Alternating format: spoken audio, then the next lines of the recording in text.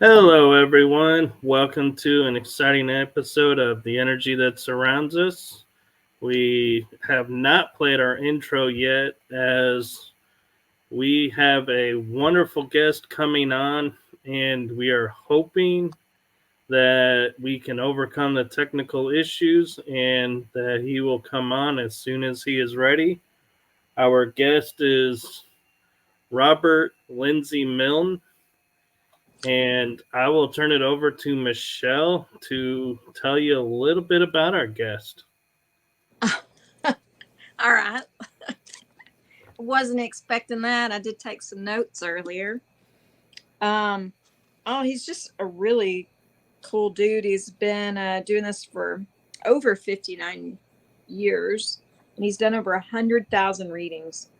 This was at the time that I watched his or listened to his podcast. He's got some pretty neat stories that I plan on asking him about when he gets in here. And yeah, back to you, Michael. So while we're waiting for him to come on, I think that, you know what? Let's start the show officially, and why not play the intro? Okay, sounds good. And of course, now my mouse jumped, and now I gotta go find the intro. Here it is. All right, everyone, here we go.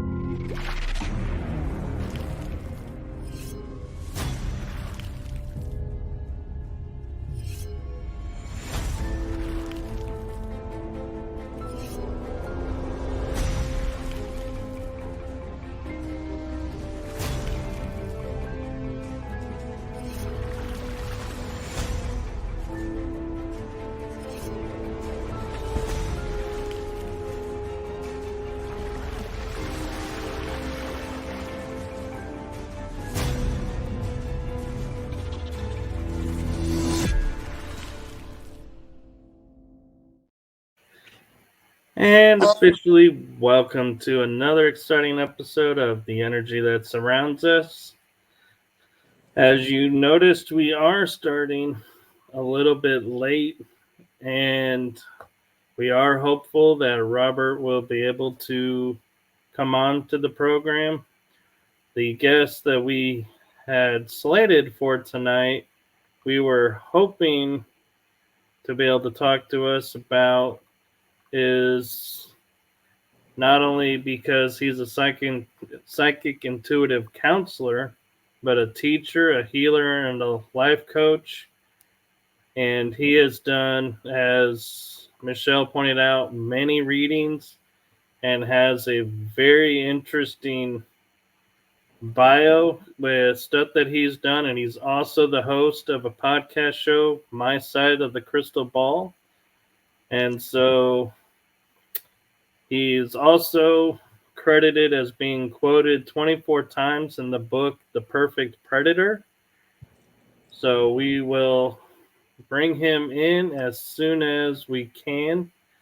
And in the meantime, I graciously hope that you all will be all right if we just spend a little bit of time, with it being the month of November, talking about what we're up to as your hosts and anything we got coming up and what we're grateful for this month. And so, since Michelle's our lovely guest host, co-host, I'm going to let her start. Okay. You want me to start with what I got going on this month? Whatever you want to share. Okay. Hi, Nicole. Well, I just got back from an investigation in Austin, which was really neat. I was linked in for a long time on 4 spirits at a house, from like 2 p.m. until almost 10 o'clock. And I'd been doing some audio writing too, so that was really tiring. But I was grateful to be there and absolutely loved the team I worked with. It was really, really good. We can share it. But there we go. Yeah, much better. And what are you up to this month? This month I have tonight's podcast show. Tomorrow is episode, well, technically, I think it's episode 8 of Riding Through the Unknown series. And then on the 9th, I have on Paranormal Versus, we're going to be talking with Lala Bright, which I'm looking forward to. And then we are back the following week with Peter Robbins. Mm-hmm. And so I have basically a few shows, and on November 17th, I will be interviewed by Greg Koss on his show. So looking forward to that. And yeah, outside of that, I have a few volunteer sessions coming up to where I'll be at a performing arts center, taking some breaks from the paranormal. Oh, yeah? What are you going to be doing there? I think I'm signed up to do either some concerts or some Nutcracker shows. Oh, to work? Yep, I'll be ushering or taking tickets. So come check it out at the Eisman Center. It's a really cool place in Richardson. It's a fun building. And if you're lucky, you'll catch me there because I'm there 3 times this month. Listen to you. You're like, forget about what you bought tickets for. If you're lucky, you'll see me there. So don't even watch the show. Just look around the perimeters for me. You've been spotted and people approach you. Yeah, I get that sometimes. So, some people might actually want to come and check it out and of course say hi. Russian, was it the Moscow Nutcracker? Is that the name of it? Can't remember right. The famous one, the Russian or whatever it is. I saw them in Dallas a couple years ago. Well, they're all called the Nutcracker, basically, but it's the troupe. Which troupe is Russian ballet? The one I'm going to is Chamberlain. Okay. Yeah, I went to the big famous one that was in Dallas, I think pre-COVID, definitely pre-COVID. I saw everything pre-COVID. I saw Hamilton in Times Square. I got to see the Phantom of the Opera at the Kennedy Center. I've seen Cinderella here, Bass Hall. I love Bass Hall. Have you been there yet? I have been to Bass Hall a couple of times, but not lately. I haven't been since COVID. I absolutely love Bass Hall. Beautiful. And the valet is pretty good too. It's hard to walk hills from that parking garage all the way to the front. It's pretty good. What else are we gonna do? November. Oh, I'm gonna be on Happy Hour Paranormal or Paranormal Happy Hour. I can't remember how Suzette does it pretty soon. And yeah, so hi Nicole, I just saw that. So yeah, just mess around. Grandkids tomorrow. Pretty excited about that. First time to take the I think 7 and 6-year-old to Dinosaur World in Glenrose. So Wait, and Glenrose, you mean Dinosaur Valley? no, Dinosaur World. There's a big old place there that has gigantic ones, like 200 gigantic ones that you can walk through. Really? Yes, it's very cool. They've got a gigantic gift shop in there, and there's dinosaurs you can stick your head through. And then there's I think the koi pond is probably still there. Big koi pond with like gigantic kois, and it's awesome. So they have animatronic dinos there now? They don't move. They're just like statues, like big, lifelike statues. And you walk. Is it a part of the Dinosaur Valley, or is it a whole different? Totally different thing. Same thing. It's like right before the the Museum for Evolution, and then it's the Valley, Dinosaur Valley. So it's kind of the first thing when you turn going toward Dinosaur Valley. Okay. But I was just at Dinosaur Valley maybe a month ago or whatever. They had where you could walk through and they would show you edible plants on the path, like you can eat juniper berries but not too many, and that you can eat the root on a briar bush, like the vines, the ones that if they scratch you they burn real bad. You can like eat the root. They said the root's like really, really deep, but you can eat it. And they said it's kind of like a potato. But that was a really neat thing. It was still so hot. I wanted to just but I got to go down and see where they were getting up all the new dinosaur marks and feet and stuff like that from the drought. So that was pretty cool. That is pretty cool. Yeah. So with it being November, I can say I am grateful that I got to go to Texas Scaregrounds and help out 3 days, volunteer acting. I got to do scares for 2 of the 3 days, so that was a lot of fun. And I got some people so well that it was like really kind of funny to watch, and it was kind of, in a way, I was feeling so proud that I was able to actually, like, one guy, there was a group of 3 guys. I scared him so bad he dropped to his knees and sat on his butt and nearly took a friend down with him. And I was like, wow, I actually got him that well. And it was like, it's kind of a euphoric feeling of to scare someone. Not to scare them, but to see their reaction and the fun of them watching them being like, and then getting up and laughing about it and being like, dude, really?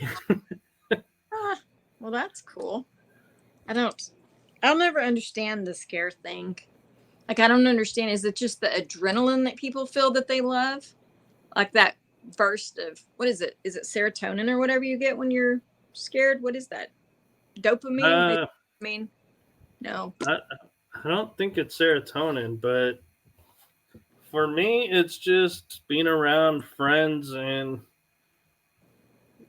it's experiencing something new. And, people have always said, like, because I walk around so quietly during investigations, that I scare them. And I don't intend to, so it's interesting to see how when I intend to scare versus trying not to scare, and how a lot of people, I would position myself next to a mannequin, and Right. she was in a wedding dress, and I was in a room we call the chapel, and so I was in costume, and I would stand next to the mannequin, holding the mannequin's hand, making it look, and I would be so still that people would walk by, and I could hear them saying, "Is he real or is he not real?" Oh, wow. You could And still. it was just amazing. And then people would go, "No, he's real." And then they'd walk by, and then I'd start to follow him, and they'd scream out, "Oh my God, he really is real." And Yeah. so it was cool to, be able to see that, yeah, I can be so still that people will think I'm a mannequin. Wow. It's pretty still. Absolutely. Well, I'm glad you got that experience. Yeah. It's pretty cool. And I got to go to my first crew party after 3 years of doing it Oh, that's good. last Saturday. It was so much fun hanging out with everyone and just watching videos of us in costumes and just having fun. Cool. I'm glad you got to go to that. Yeah. Yeah. So you're going to be hanging out in Austin now to investigate. I'm hoping to. I got invited back. Um, Kind of a funny thing how that happened. I had been getting a tattoo outside of Austin with some friends of ours who's a tattoo artist. And just readings started coming through. And yeah, so that was years and years ago, like 3, 4 years ago. No, longer than that, 4 or 5 years ago. And then I put something up about I had lost that little piece of paper with the podcast things on it. And I'd put something on my Facebook about, hey, if I'm supposed to be on there, let me know because I can't find that piece of paper. And he got on there and said, I sent you something on PM. And I looked back and it was for months and months prior to that. So I got a hold of them and they just wanted to hear the story of what happened at the shop. And then it just turned into a whole nother thing. He was like, I would love to bring you out to this other place. And I was started, remote writing. It was drawing the house. I was drawing all kinds of stuff. And I had just linked into the place that we did the investigation this last weekend. And it was just crazy how things were coming through.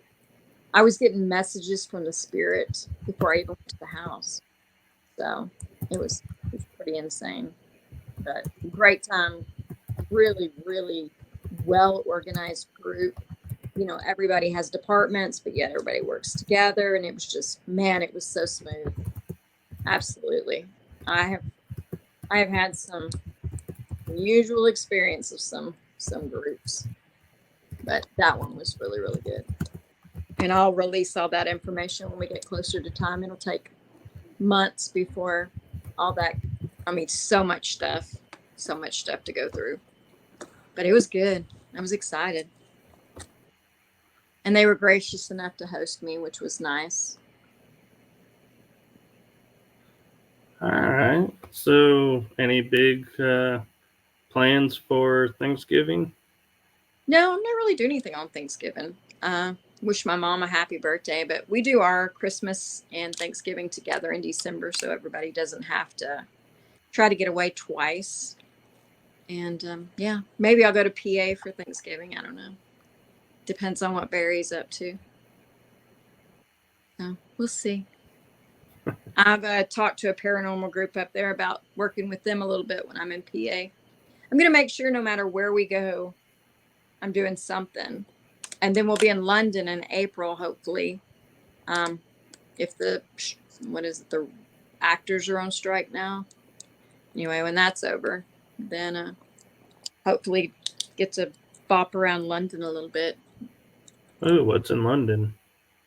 That's where he's got my boyfriend's an actor. Oh. He's got a show he's doing there. So he'll be taping and I'll get to bop around. I think Jen's gonna come over and run around with me a little bit. So excited about that. But really looking forward to it. So any big things in December coming up? I think I'm on Andy Dakotas' in December. Yeah, I'm going to be on Andy Dakotas' show on the 15th. Well, that's cool. Yeah, I'm excited about it.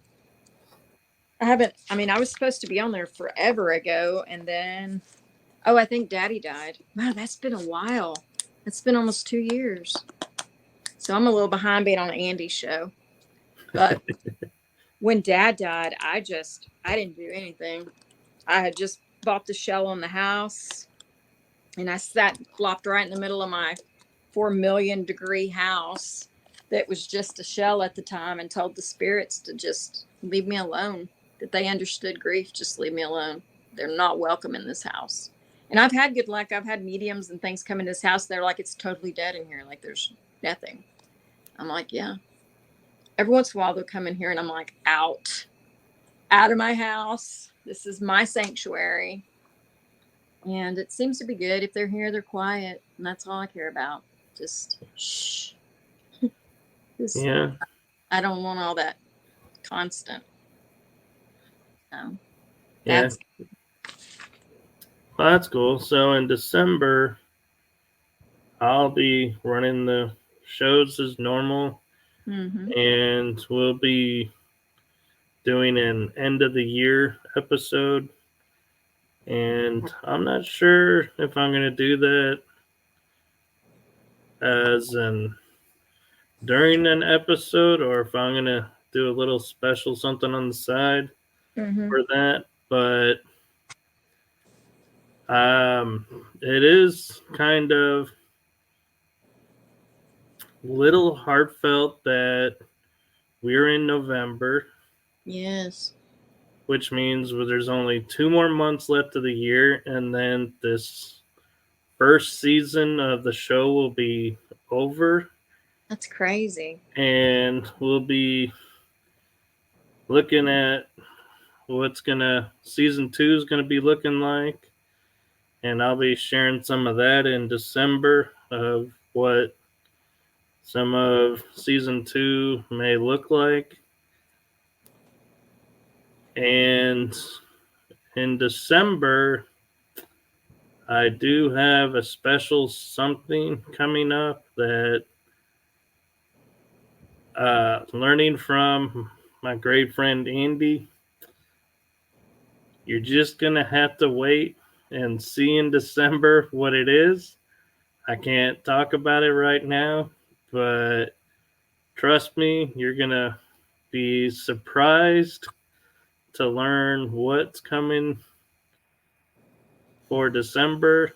And it is something that's truly a first for myself and any of my shows. So I'm excited to tease that a little bit. And Which show are you going to do it on? This show or the other shows? Which ones are you going to have the surprise on?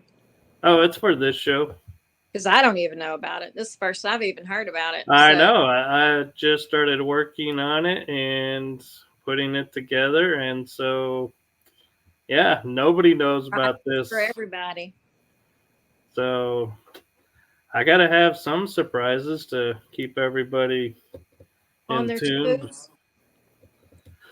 Yeah. Well, I guess we'll see. Trust me, it's really cool. Yeah. And I have a couple other things in the works for season 2 of this show. Do we get clues? Well, one is I might be branching the show a little bit out of the paranormal world.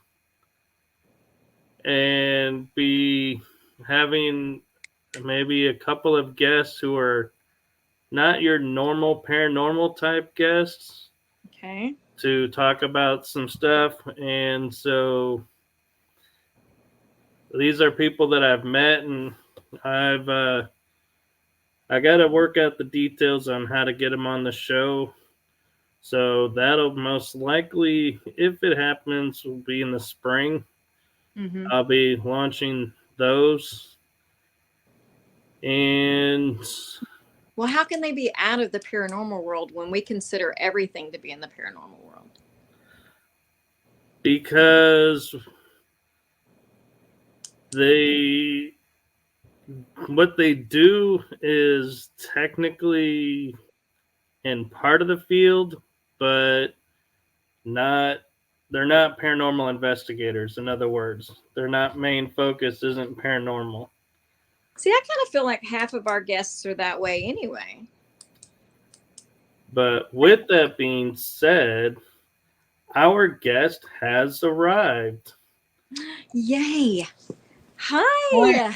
Oh, this has been a really intense hour for me. I don't quite know what happened, but I'm here. Finally. We're so glad. Me too. We've been looking forward to it, and just so you know, you're not the first guest that's had this.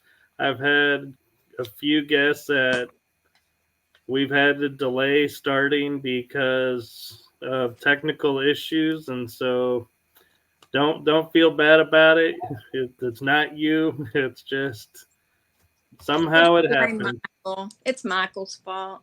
Right. Well, I'm here now. I'm afraid to press any other buttons, so I'm just gonna stay right here. I'm gonna be looking at me and the two of you on the side here. So so here I am. So as we mentioned before, Michelle pointed out that our guest with us is Robert Lindsy Milne, who she gave your accolades of over 100 investigations or 100,000 readings, 100,000 100,000 readings. Yeah.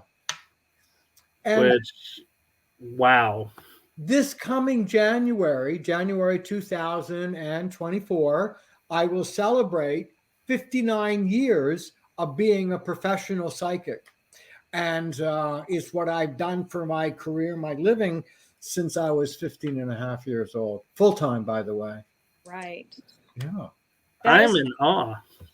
What was the tea room? You mentioned I caught some of your July 30th with everything imaginable.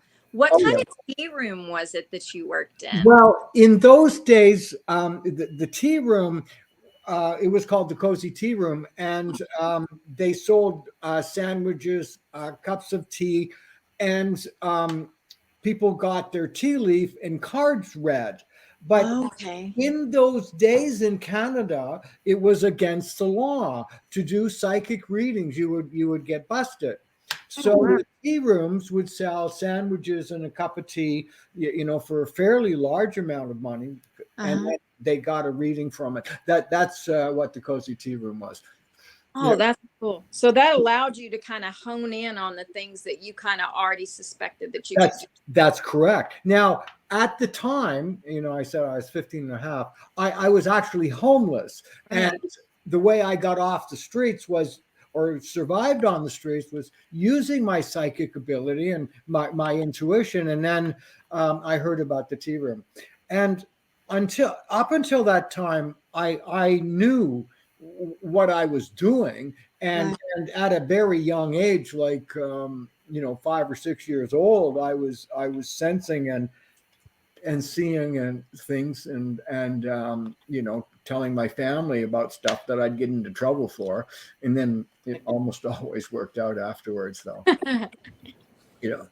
So I did not get to watch your stuff until this evening. I've just been so busy. I had an investigation this last weekend, and but I absolutely love the fact that you're not all about the names of what we can do, because I've never had to do that. Well, do you know what? I do, and we'll be teaching another psychic class. And my concept is, if you want to be psychic, become aware of what's obvious. Right. And when you become aware of what's obvious, then more becomes obvious. Exactly. And then when you become more aware of what's obvious, then more becomes obvious. And then you get to a point Yeah. that's what's obvious to you. It's not obvious to other people. You're the first one to explain it that way, that it actually makes sense. I have watched so many things, it's a blur, and everyone's always about, well, can you do this and can you do this? Oh, well, you fall into this category, you fall into this category. And It was so good to hear you say that. You said, I just did what needed to be done. Yes. Well, I love that. Where I got that concept was, I was I was the first Canadian psychic to appear on call-in shows in the Toronto area, and then I became the first Canadian psychic that toured across Canada, and then I became the first Canadian psychic to travel around the world doing shows. And I've always been focused on solving the problem in the best way I can. Absolutely. And I'm sorry. Do I keep cutting you off, Michelle? Sorry. No, sorry. I think I cut you off. I'm so excited. So there was one time, there's this little city west of Toronto called London, Ontario. It's in the snow belt. And I had been there, done a bunch of shows, and then I was working from the Holiday Inn. And this would be in the mid 1970s.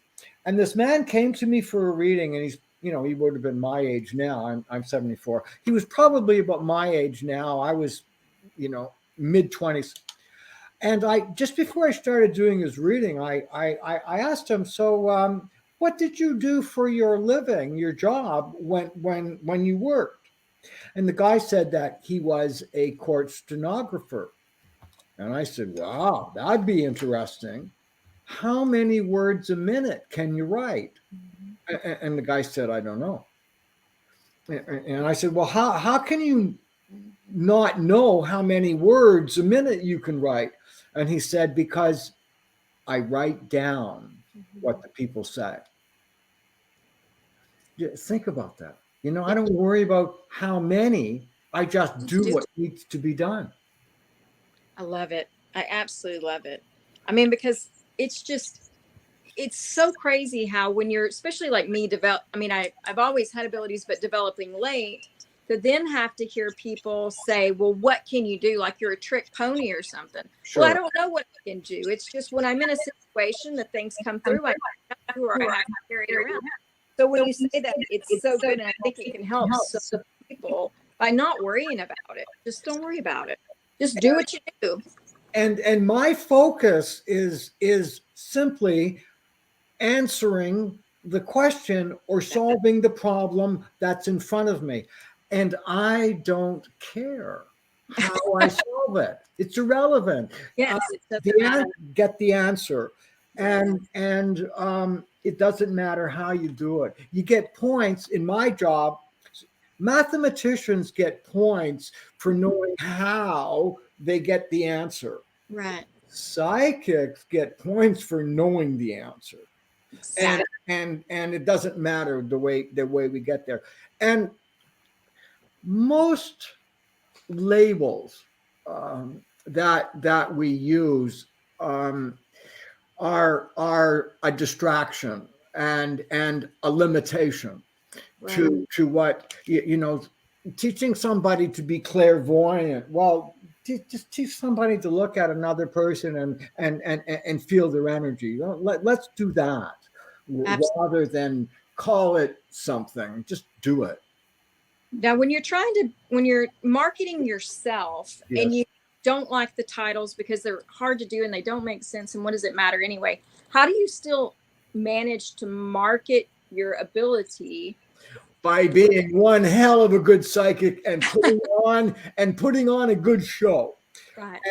And that's the way I do it. So you just You just get to a point where you're so good. They don't care your titles. They just want you there. I've never had titles anyway.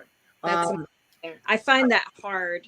I find that I give you so much just gratitude and kudos for figuring that out, because right now I can't seem to do much of anything without someone wanting a specific title. So it's really hard. I'm still well, Michelle.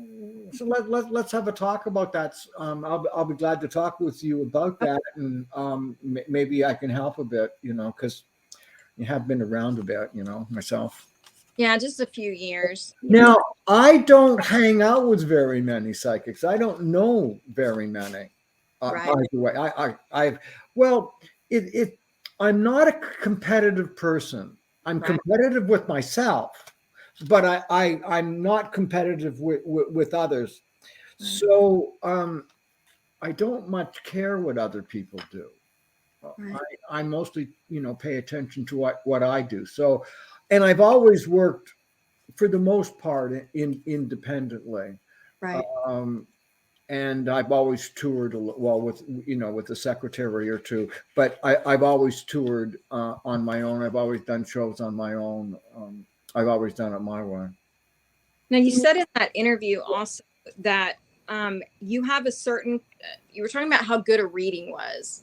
And I think it was when you were talking about maybe the blood drops that y'all had studied in that Toronto Research Center. Oh, yes, that was yes. There was a place called the Toronto Institute of the Toronto the Psychic Society of Toronto. I think that's what it was called, or it'll come back to me in a minute. Now we're talking again in the 1970s, and 79 to 79, I think, somewhere or around. something like that. And I was no, it was even earlier than that. Oh. I was around 20, 21, 22, and the institute or the Toronto Society of for Psychical Research, that's what it was. It was sponsored by a Canadian financier, a billionaire, and he hired a mathematician, Dr. George Owen, from Oxford University, and Mrs. Owen, and they came to Toronto and lived in this kind of mansion in Toronto and ran the organization, the society there. And I used to do certain experiments, and one time, and the people that went there were, kind of high end and really super educated, and they were doctors and lawyers and some scientists and things like that, and academics. And the vice president, he was in his day job was a doctor that helped birth babies. Anyway, he brought a pile of blood spots on blotter paper, and these were blood spots from his patients, and they handed one each, a blood spot to me. I held it in my hand, and if you want a name for that, call it psychometry. And I would hold the blood spot in my hand, and I would talk about the patient. I talked about what it was like, and I did all those. And I think there was about 10 or 12 that I did. And people were all fascinated, and then the doctor then read from the notes that about the people that I'd been doing the psychic readings for, and the academics got into an argument, a debate about what was Robert really doing. Was Robert being clairvoyant? Was Robert being intuitive? Was Robert only being telepathic?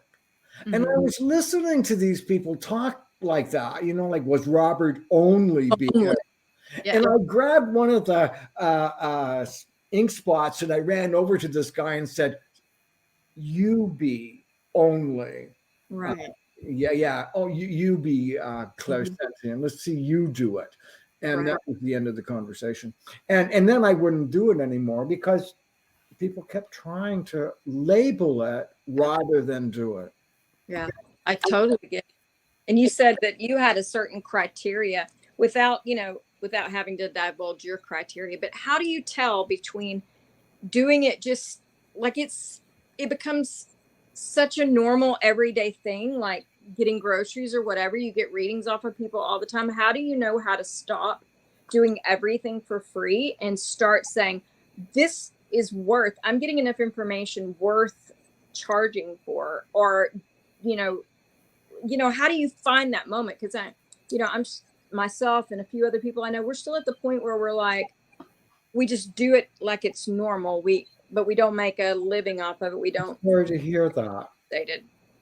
I'm really sorry to hear that. Well, okay, so I was 15 and a half years old. I was living on the streets in Toronto and surviving by my intuitive and psychic ability Right. on the streets. So in that time period, I never stole anything. I never robbed anybody. I never beat anybody up.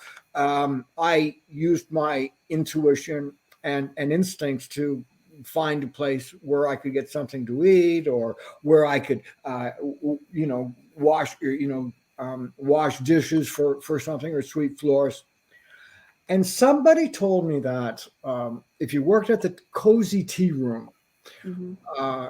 if you worked in the afternoon, you would get a cup of tea, a sandwich, and some cookies, and you would get paid for the readings that you do. And if you worked in the evening, you would get a hot dinner. Wow. Oh, wow. Yeah, believe me, a cup of tea, cookies, and again, you would get paid. And on January 17th, 1965, I applied at the Cozy Tea Room. I called the woman up, told her that I could do readings. Now, this was a big place. Like, there were 7, 8, 9 readers there all the time.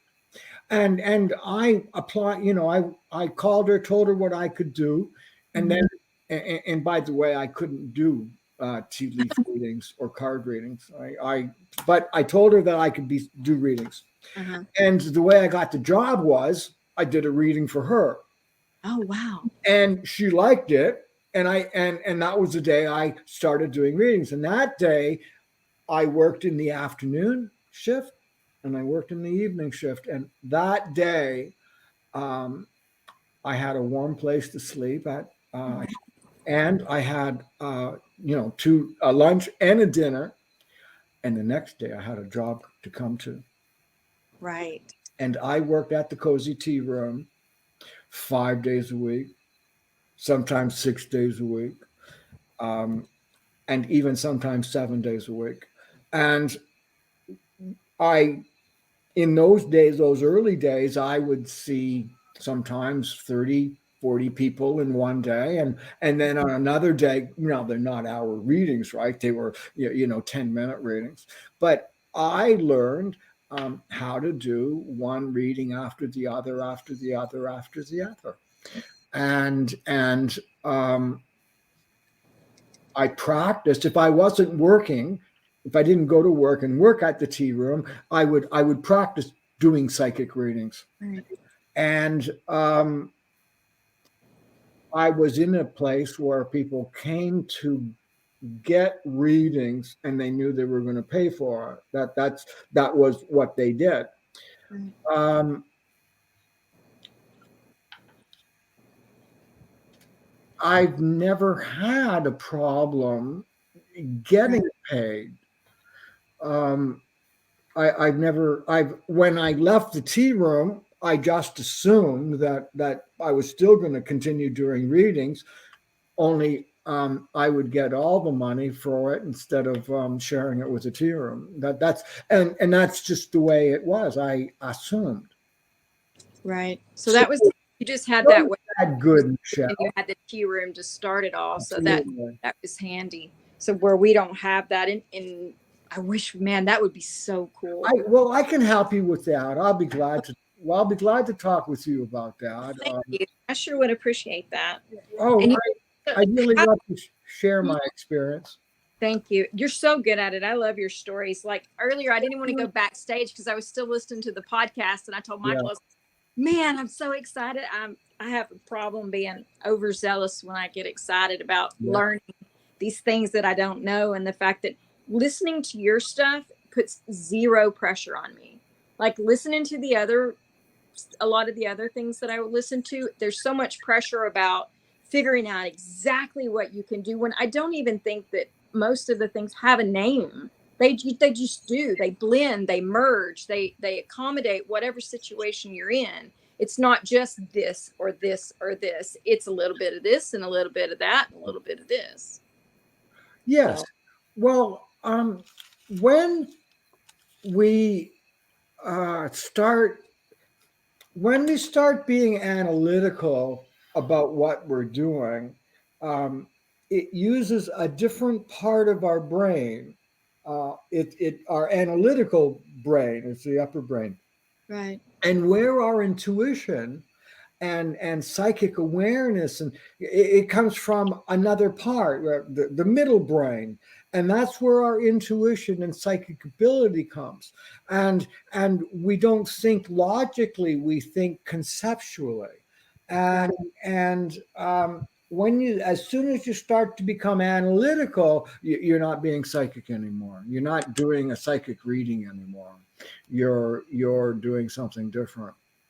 That makes complete sense because it's almost like everything gets fuzzy when I'm having to think out like within the box instead of out of the box. It's like it kind of blocks everything. So that makes sense that it would be coming from different parts of your brain. It's so.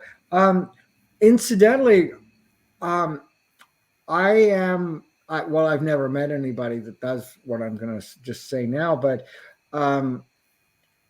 I guarantee my work Oh, wow. absolutely forever.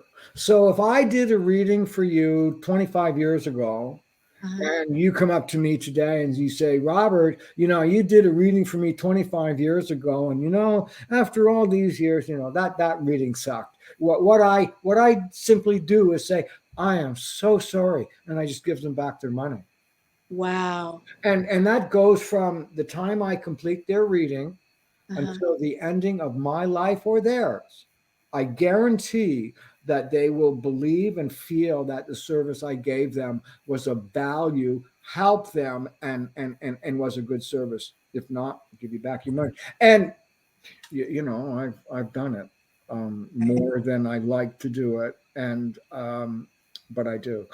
Now, if I did a reading for you in 1983, and this is 2023, you're not getting today's back, right? You're getting that money that you get your principal. You don't get interest. Right. It's so funny. Yeah. Oh man. However, I've never met anybody that does that. Yeah. How did you deal with it? Did you ever have a thing where you didn't have confirmation immediately that something was right? Or are you just doing less paranormal and more just intuitive, that kind of stuff? To where you're like giving a reading to a person instead of like doing in a paranormal investigation where you're dealing with spirits that are telling you their story. I don't do that. Okay. I don't. I'm just a plain ordinary boring psychic, and Oh, I and don't think it's boring. I and, think it's and I just simply do what needs to be done. right. I did undercover work with the RCMP Security Service. I had direct contact with a KGB Wow. agent, and I also found dead letter boxes where intelligence was passed. I also later on, I feel like I'm bragging. Then a few years ago, clients of mine came down with caught the most potent superbug on the planet. Oh man. When you got that superbug, you Mm. died because it was 100% antibiotic resistant. Oh my gosh. His wife, another client of mine, in fact, she was first. She was an epidemiologist, and Mhm. her husband was in a coma, dying from this illness, this superbug. Mhm. And I told her she could find a cure, and she would. And I created for me a mental link with Tom, Yeah. and I was in his head, or he was in my head 24 hours a day, 7 days a week for over 8 months when he was unconscious and in a coma. Now, a psychic, me, I helped find the cure to it, but this psychic, or a good psychic that had the opportunity, Tom would have died if a psychic hadn't have been involved. Uh, Right. he was at a point where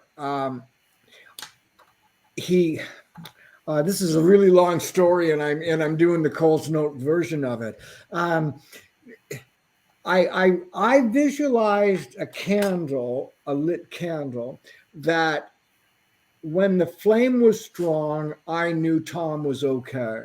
Okay. Oh, incidentally, he was in Germany. I was in Toronto. He was in total isolation, and I had a psychic link that I Right. wasn't around him physically. And I visualized a candle. When the flame was strong, I knew Tom was okay. And when it started to flicker, I knew there were problems. And there was one point where he was in this coma, um, and that flame started to flicker, and it looked like it was going to go out. He also went into septic shock at that time as well. And I told Stephanie, his wife, that Tom was cold. He didn't know where he was. Aw. He was confused. He was sick, in pain, and he could hear people saying that he was going to die, and everybody thought he was. And he was starting to let go. Aw. And I said to Stephanie, Tom needs to see his children. Yesterday would have been a good day. Today is a good day. Yeah. Tomorrow's not such a good day. Mm. If you wait much longer, don't bother. And that night, Tom's daughters flew from Los Angeles to Germany, and I knew everything was okay because all of a sudden, in my mind, later in the night, the flame started flashing. It stopped flickering and became strong again, and that was when his daughters showed up. And it's written all about that, or part of it, in a book called The Perfect Predator. And we talked about that. And there were several other things. So if a psychic hadn't have been involved, and there are so many people around that could have done it, I just got the call. There were others that could have.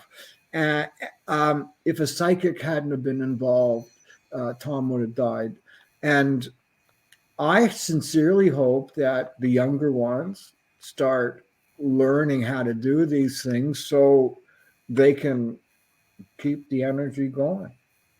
Now, can you not link with somebody? Like, Pardon? can you not link with someone? Say, like when I was married, I would link very quickly to my husband's. Like, I would be able to answer questions before they ask and did all that stuff. How can you? I always felt like it was kind of unfair for me to be able to do that for them, but me to be, they couldn't do that for me. I always felt kind of like I was cheating by knowing the questions before they were asked. No, it's that you're just smarter. That's the reason,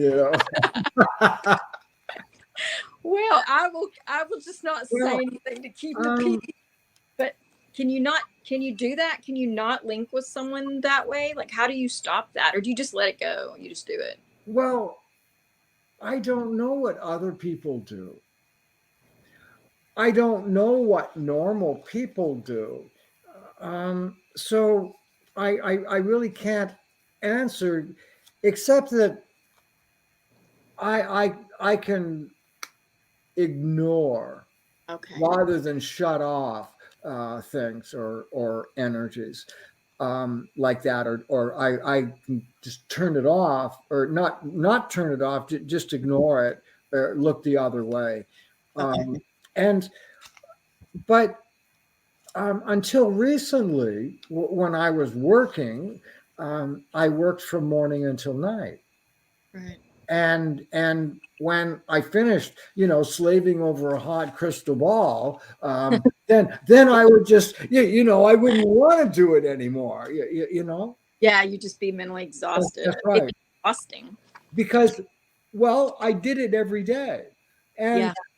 when I left the tea room when I was about 21, I heard that if a young man, when a young man becomes a priest, they make a vow to say a mass every day of their life for as long as they're alive.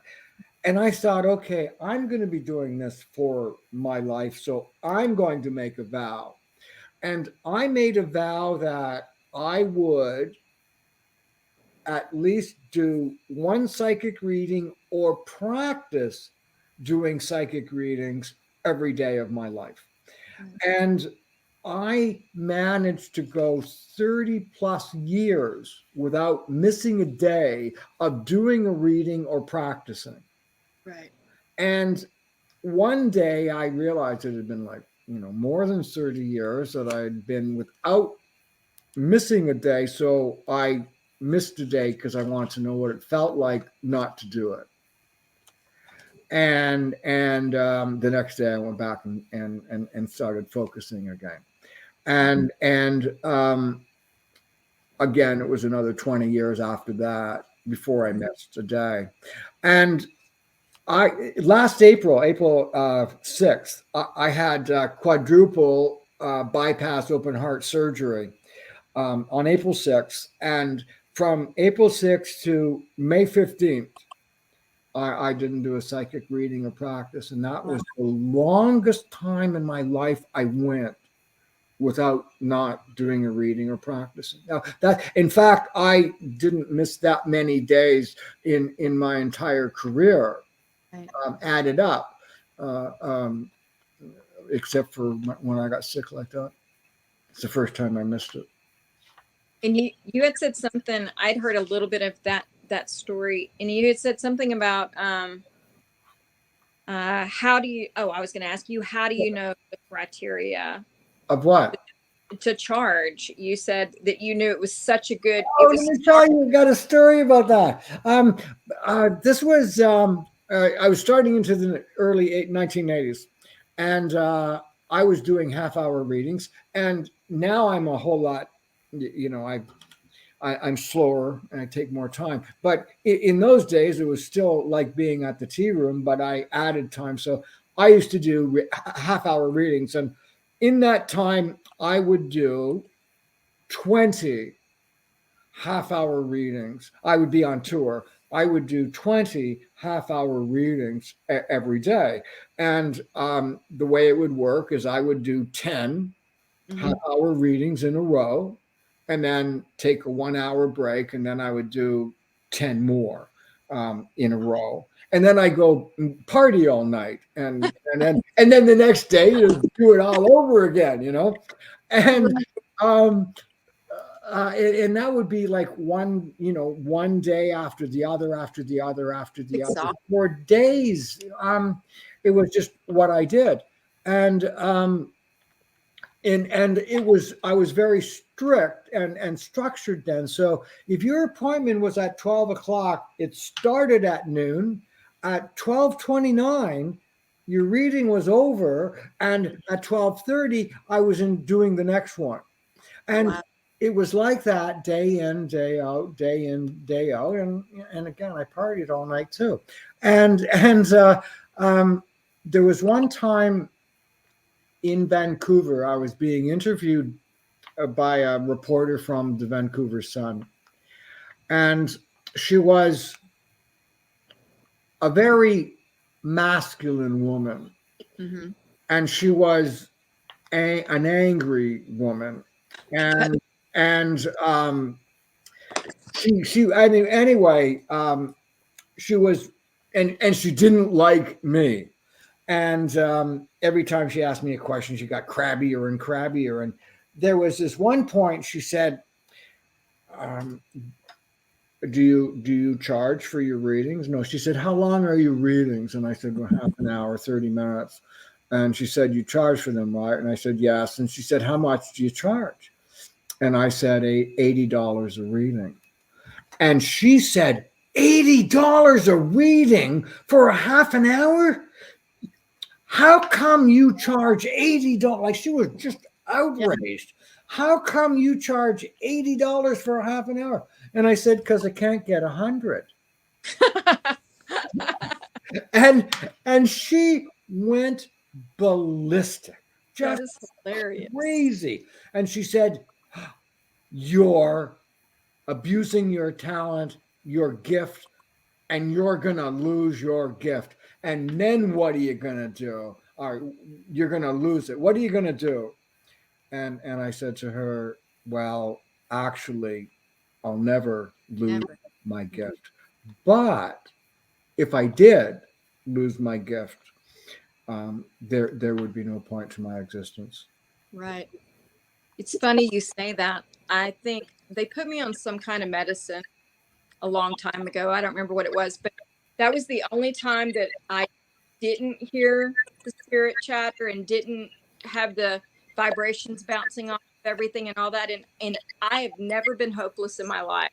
But that was as close to hopeless as I could imagine, for the whole world to be silent but loud. Yeah.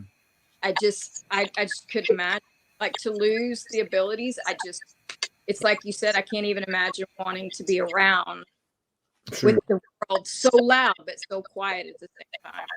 Like, There was a period, probably the worst time in my career, internally, and I stopped believing what I was saying.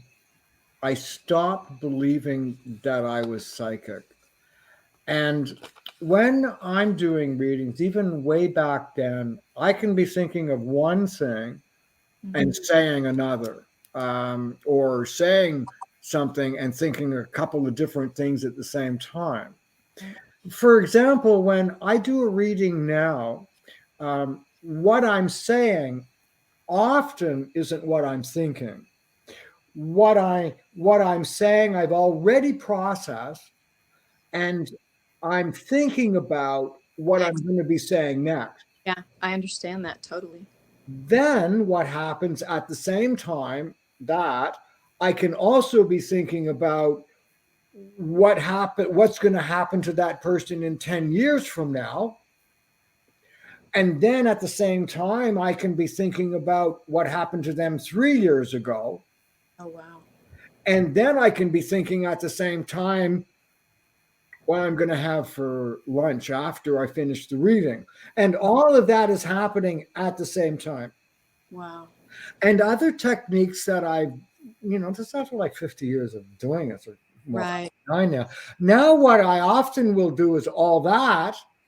And then if I come across something about what someone's going through, I'll look forward into the future, say like when they're 80, and I will describe to them when I'm doing a reading and it's 35 or 40.